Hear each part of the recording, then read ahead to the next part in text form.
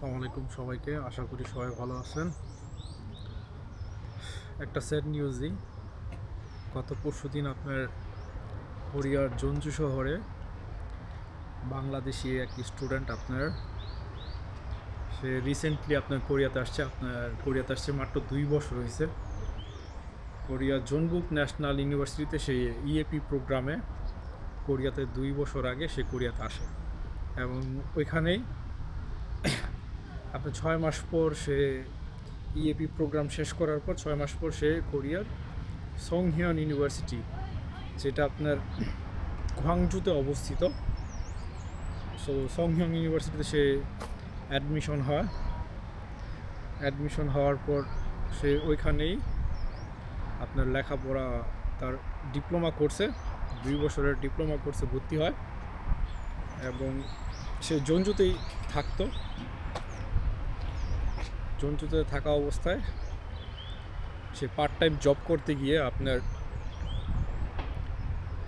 রাত্র 11টা থেকে 12টা নাগাদ জব শেষ করে বাসায় ফেরার পথে সে ইলেকট্রিক যে আপনার সাইকেল আছে সেই সাইকেল দিয়ে বাসায় ফেরার পথে রাস্তা পার হওয়ার সময় আপনার মর্মান্তিকভাবে অ্যাক্সিডেন্ট হয়ে গতকাল হচ্ছে আপনার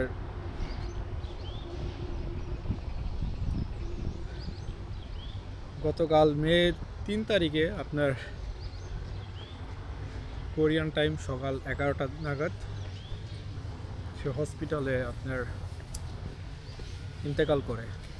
ইন্না লিল্লাহি ওয়া ইন্না ইলাইহি রাজিউন।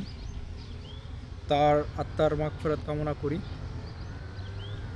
সে সম্ভবত আপনার কোরিয়ার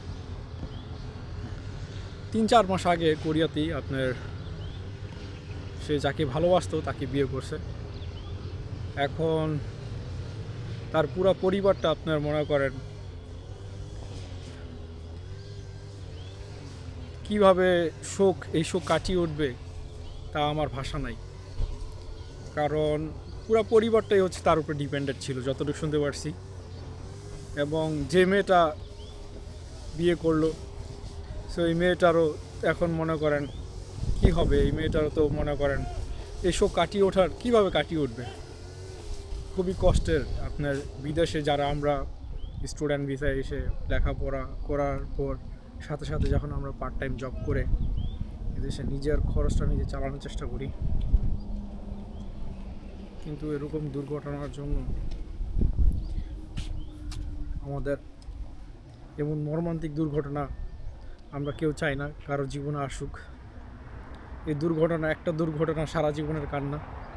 একটা দুর্ঘটনার জন্য পুরো পরিবারটা এখন আপনার মনে করেন পথে বসে যাবে এবং এই মেয়েটা এই শোক কাটিয়ে কীভাবে উঠবে তা আমার ভাষা নাই। কোরিয়াতে বর্তমানে বাংলাদেশি স্টুডেন্ট প্রচুর আসতেছে এবং যেহেতু প্রচুর বাংলাদেশি স্টুডেন্ট আসতেছে, তারা আপনার মনে করেন বিভিন্ন জায়গায় যেহেতু পার্ট টাইম জব করে, পার্ট টাইম জব করতে গিয়ে আমরা দৈনন্দিন পার্ট টাইম জব করতে গিয়ে আপনার অনেকে সাইকেল, অনেকে বাইক বা অনেকে বাইক, অনেকে গাড়ি এগুলো চালাই। সময়ের থেকে জীবনের মূল্য অনেক বেশি। কখনো আপনার সময়কে প্রয়োজন হলে আপনার 15 থেকে 30 মিনিট বা 1 ঘন্টা লেট করবেন, কিন্তু কখনো তাড়াহুড়া করবেন না। একটা তাড়াহুড়ার কারণে জীবনের একদম যদি মূল্য শেষ হয়ে যায় তাহলে আমাদের তো একটা জীবনের মূল্যের বিনিময়ে তো আর সব কিছু দিয়ে তো একটা জীবনের ব্যাক করা পসিবল না। এবং একটা জীবনের জন্য তার উপর ডিপেন্ডেন্ট পুরো তার ফ্যামিলি বা পুরো পরিবারটাই তার উপর ডিপেন্ডেন্ট ছিল। তো আমরা মনে করি যে জীবনের মূল্য অনেক বেশি,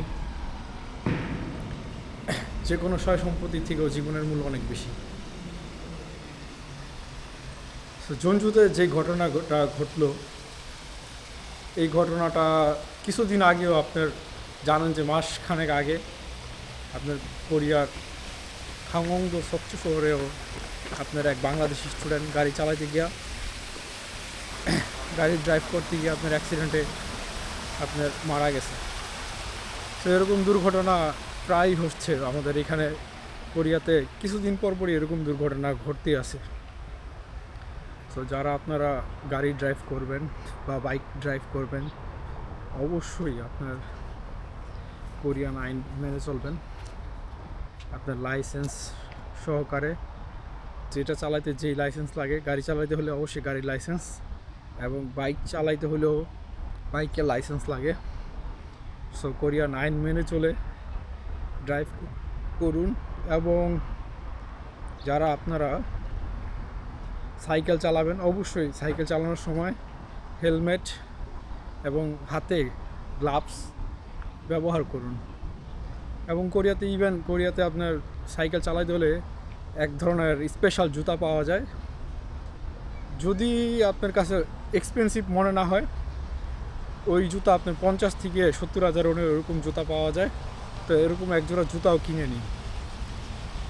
বর্তমানে সাইকেলও প্রচুর বাঙালি যাদের বাসা থেকে কোম্পানি বা যে জায়গায় স্টুডেন্টরা পার্ট টাইম জব করে, যেসব রেস্টুরেন্টে ধরেন 2-3 কিলোমিটার দূরে, তো অনেকেই আপনার সাইকেল দিয়ে বাসা থেকে রেস্টুরেন্ট বা কোম্পানিতে সাইকেল দিয়ে চলাফেরা করে।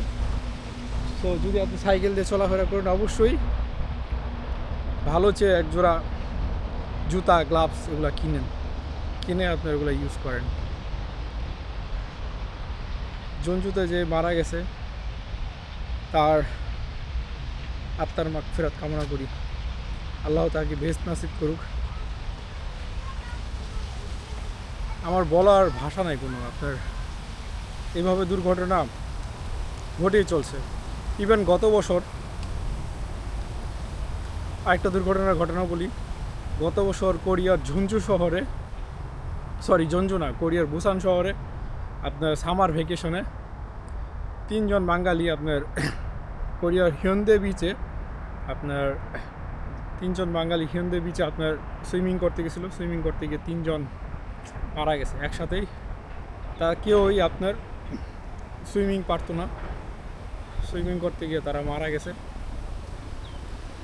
তো আপনারা কোরিয়ান আইন মেনে এই দেশে চলাফেরা করুন। সামনে সামার আসতেছে। সামারে যারা বিচের সুইমিং করবেন, যেহেতু কোরিয়ার বিচের মধ্যে আপনার খাংওংদো সকচো বিচ এবং বুসানের হিয়ন্দে বিচ অনেক ফেমাস। এইসব বিচে যারা যাবেন, অবশ্যই যদি আপনি সুইমিং না পারেন কোনো দিন যাবেন না। সুইমিং না পারলে বিচের পাড়ে থাকুন, আপনি সুইমিং করতে নামবেন না। আর যদি সাঁতার পারুন, সেক্ষেত্রে আপনার একটা নির্দিষ্ট দূরত্ব বজায় রাখুন, এর বাইরে যাবেন না কখনো। কোরিয়ান আইন মেনে চলুন সবসময়।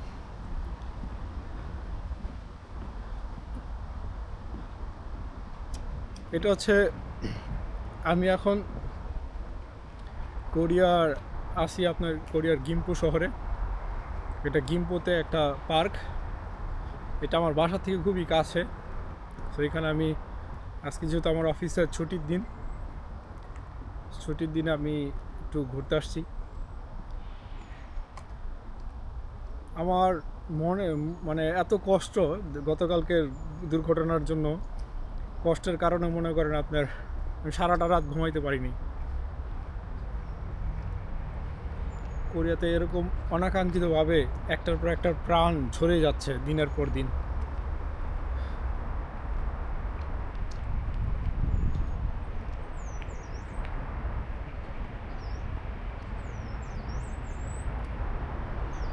আপনারা যারাই কোরিয়াতে বিভিন্ন